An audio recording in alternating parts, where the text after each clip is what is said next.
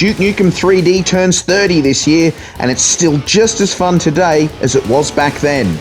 Kudos to the game developers for going to the lengths they did to make levels look and feel like real places. However, in finding the balance between realism, challenge and fun can lead to some less than realistic and quite amusing level designs. Here are some of my favourites from episode 1. This is not a criticism toward the developers, just a little bit of fun.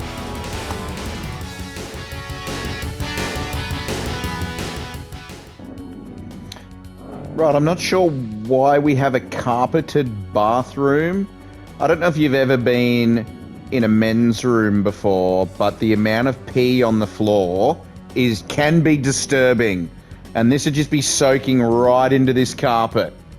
Like, that has got to have some absolute acidity on it. And then we've got this duct right here that vents up into this little space, but it goes into the projector room. Now, I guarantee that that space and this projector room are not airtight. So that delicious bathroom smell of pee, plus probably some guy punched out a big Boris earlier, it'd just be filling this space here. That would be...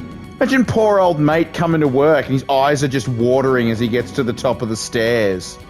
So exactly how do you get into this office here? I mean, they had an access card sitting in here, blue access card. So clearly it's an important office in the facility. They've got security cameras and computer things. But the only way that seems to be in is to jump across these moving cogs and then an exploded hole in the wall was solid wall. How do you get in here? OH&S. Why are we jumping on cogs to get to workstations? What even is this? I love that shotgun though. Alright, what else have we got? There's my red key. Odd place to leave a red key card lying around in some facility, just outside on the ground, but each to their own, I guess. I'm not the key card coordinator for this facility. So I also have questions about this one. Nuclear Waste Disposal Unit, Long Beach Facility. Yep, cool. Need a key card to get in. Fair. How are we getting access to this plant? We're in the middle of a hole. How are we getting in? How has Duke driven a sub to this little pool of water? Like, where exactly have we come from? Because if you dive in there, there's no river underneath. There's no way to get in. I tell you, another thing that concerns me about this facility is that there's a shrink ray built into the wall, and the only way you can open the no admittance beyond this point is to be shrunk down, crawl through a vent, and get to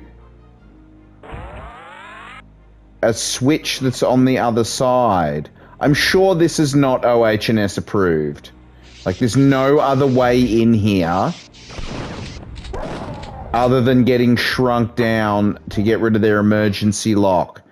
Like, this seems irresponsible at best and dangerously negligent at worst. Actually, probably absolutely illegal at worst. So we're here at a launch facility, a missile launch silo, just after coming from the toxic dump. As you can see, all the toxicity and stuff like that.